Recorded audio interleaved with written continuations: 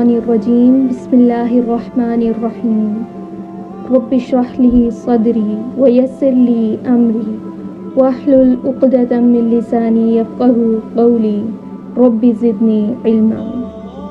آج کا اللہ سبحانہ تعالیٰ کا صفاتی نام ہے الجبار۔ اس سے پہلے کہ ہم اس کا معنی جانیں، میں آپ سے سوال کرتی ہوں، آپ کے خیال میں الجبار کا معنی کیا ہے؟ وہ کون سے الفاظ ہیں جو اس لفظ کو سنتے ہی ذہن میں آتے ہیں؟ جبار کہتے ہیں بہت بہت جبر کرنے والے کو، اور اگر آپ کو اردو سے واقفیت ہے تو جبار کا لفظ سنتے ہی جو الفاظ آپ کے ذہن میں آئیں گے وہ یہ ہوں گے: جبار یعنی جبر کرنے والا، ظلم کرنے والا، کسی کی مرضی کے خلاف اس سے زبردستی کچھ کروانے والا۔ غرض جبار جیسا لفظ سنتے ہی آپ کو ایک نیگیٹو سا احساس ہوگا۔ اگر اللہ سبحانہ تعالیٰ جبار ہے تو وہ یقیناً ایک سخت قسم کا جابر حکمران ہے، جو لوگوں پہ جبر کرتا ہے، ان کو سزا دیتا ہے، ان کو آگ میں ڈالتا ہے۔ قسم اٹھا کے بتائیں، آپ کے ذہن میں اسی طرح کے خیالات آئے تھے یا نہیں؟ لیکن جبار کا معنی یہ نہیں ہوتا، کیونکہ اللہ سبحانہ تعالیٰ وہ نہیں ہے جو سخت قسم کے دیندار لوگ آپ کو بچپن سے بتاتے آئے ہیں۔ غصہ کرنے والا، سزا دینے والا، لوگوں پہ ظلم و جبر کرنے والا نہیں، ہمارا رب ایسا نہیں ہے، کیونکہ جبر کا معنی ظلم اور زبردستی نہیں ہوتا۔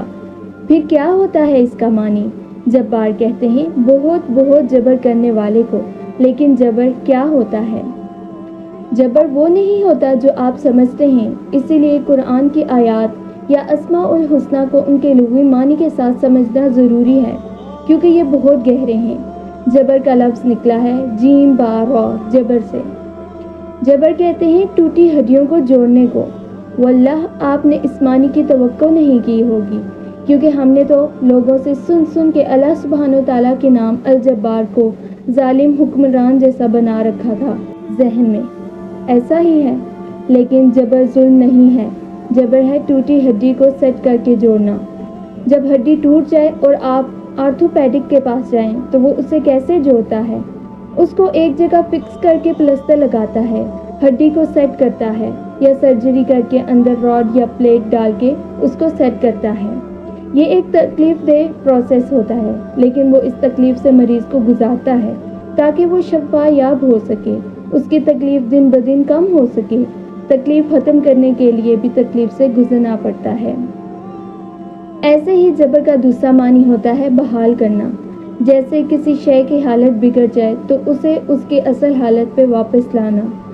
جبر کا ایک معنی کسی کو اسسٹ کرنا بھی ہے، یعنی کسی کام میں اس کی مدد کرنا اور اس کے ساتھ تعاون کرنا۔ ایک اور معنی بھی ہے کہ کسی کو کچھ کرنے پر آمادہ کیا جائے۔ اسی جبر سے لفظ نکلا ہے مجبور، کسی کو کچھ کرنے کے لیے مجبور کرنا، قوت یا دباؤ لگا کے کچھ کرنا۔ دباؤ ذہنی بھی ہو سکتا ہے اور جسمانی بھی، جیسے ڈاکٹر کو زور لگا کے ہڈیوں کو سیٹ کرنا ہوتا ہے، اس زور کو جبر کہتے ہیں۔ جبر سے جابر کا لفظ نکلا ہے، یعنی مجبور کرنے والا۔ یہ ایسے حکمرانوں کے لیے آتا ہے جو لوگوں کو ان کی مرضی کے خلاف کام کرنے پہ مجبور کرتے ہیں۔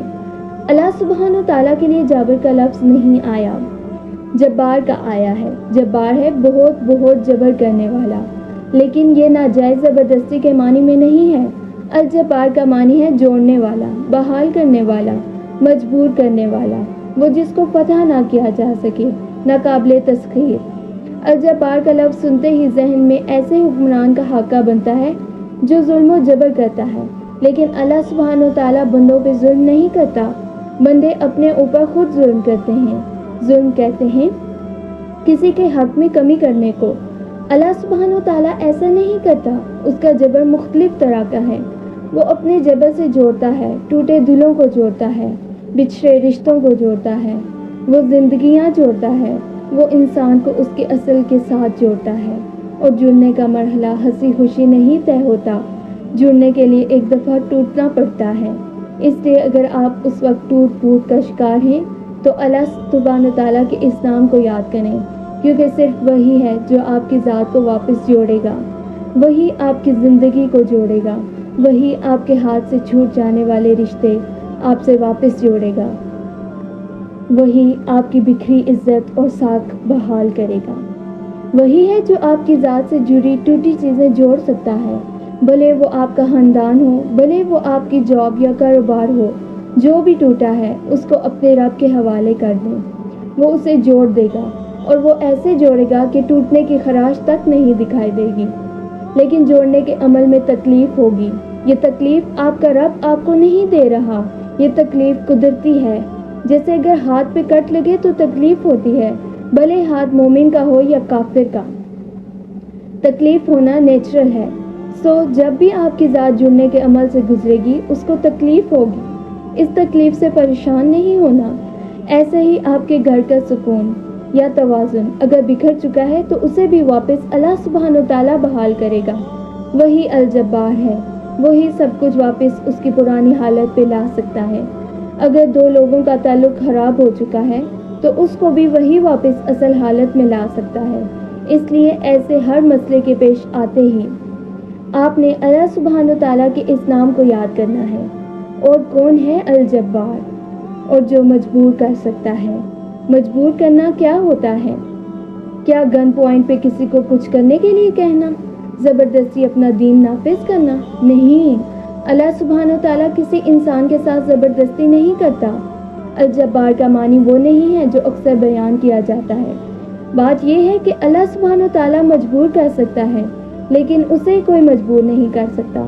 وہ ساری حرکت کو جوڑ کے، ان کے زخموں کو باندھ کے، ان کو شفا دے کر ان کو مکمل کر سکتا ہے، لیکن اسے کوئی کچھ بھی کرنے کے لیے مجبور نہیں کر سکتا۔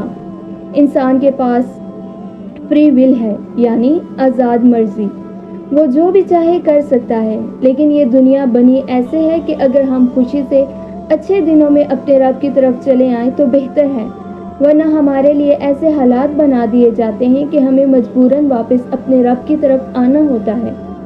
اللہ سبحانہ وتعالیٰ نے دنیا کو بہت حسین بنایا ہے، اور اس دنیا کو ایک دن اس نے ہاتھ میں ملا دینا ہے۔ یہ دنیا ایک امتحان ہے، اس کی ساری خوبصورتی، اس کا مال و دولت، اس کے انسان، اس کی محبتیں، یہ سب امتحان ہیں، یہ سب مجبور ہیں، اور ہم انسان بھی مجبور ہیں۔ دنیا کی ہر شے اپنے رب کی طرف راستہ تلاش کر رہی ہے، ہر شے مجبور ہے کہ وہ اپنے رب کی طرف اپنا راستہ ڈھونڈے۔ آپ کسی شے کو کتنی ہی سختی سے پکڑ لیں، وہ ایک دن آپ کے ہاتھ سے نکل کے مجبوراً اپنے رب کی طرف اپنا راستہ بنا لے گی۔ آپ کے پاس جو کچھ بھی ہے وہ آپ کے رب کی میراث ہے، وہ اس کا مالک ہے، چاہے مال ہو یا آپ کے رشتے۔ اس لیے کسی شے کو کھونے سے ڈرنا نہیں چاہیے، کیونکہ ان میں سے کچھ بھی آپ کا نہیں ہے۔ اس مال کو خرچ نہ کیا تو یہ اپنے رب کی طرف راستہ بنا ہی لے گا، یہ آپ کے ہاتھ سے خود بخود ضائع ہو جائے گا۔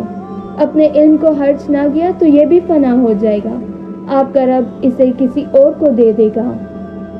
اپنے رشتوں کے بارے میں obsession کی حد تک خوفزدہ رہے کہ کہیں کوئی ہمیں چھوڑ کے چلا نہ جائے، تب بھی ایک دن یہ چھوڑ ہی دیں گے، کیونکہ یہ سب مجبور ہیں۔ تمام انسان اور تمام چیزیں مجبور ہیں۔ سب کا سینٹر آف یونیورس ان کا رب ہے۔ ہمارا اس دنیا میں کچھ بھی نہیں ہے، یہ سب کچھ اللہ سبحانہ وتعالیٰ کا ہے، اور ہماری آنکھوں کے سامنے ہمارے ہاتھوں سے نکل کے اس رب کے پاس واپس چلا جائے گا۔ پھر ہمارا کیا ہے؟ اگر سب کچھ اس رب کا ہے تو ہمارا کیا ہے؟ ہمارا صرف وہی رب ہے، اور یہ ساری دنیا اس رب کی ہے۔ پھر کچھ کھونے کا خوف کیسا؟ اگر ہم اپنے رب کو اپنا لیں، دل سے اس کو اپنا مالک تسلیم کر لیں، تو وہ مجبور کر دے گا ہر اس شے کو جو ہمیں چاہیے کہ وہ واپس ہمارے پاس آ جائے۔ اگر عزت چاہیے تو ہمارا رب ہر انسان کو ہماری عزت کرنے پہ مجبور کر دے گا۔ اگر مال چاہیے تو ہمارا رب اپنے خزانوں کو مجبور کر دے گا کہ وہ آپ کے پاس چلے جائیں۔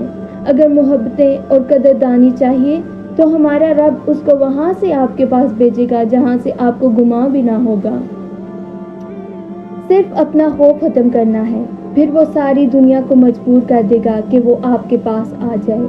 وہ جن کے لیے آپ روتے تھے وہ آپ کے لیے روئیں گے، لیکن تب آپ کے خوف ختم ہو چکے ہوں گے۔ اور یہ کیسے ہوگا؟ جب آپ اپنے رب کو اپنا مالک سمجھ کے اس سے مانگنا شروع کریں گے، کیونکہ وہی الجبار ہے، وہی اپنے مخلوق کو جوڑ کے مکمل کر سکتا ہے۔ سبحانک اللہم و بحمدک اشہد ان لا الہ الا انت استغفرک و اتوب الیک۔ السلام علیکم ورحمۃ اللہ وبرکاتہ.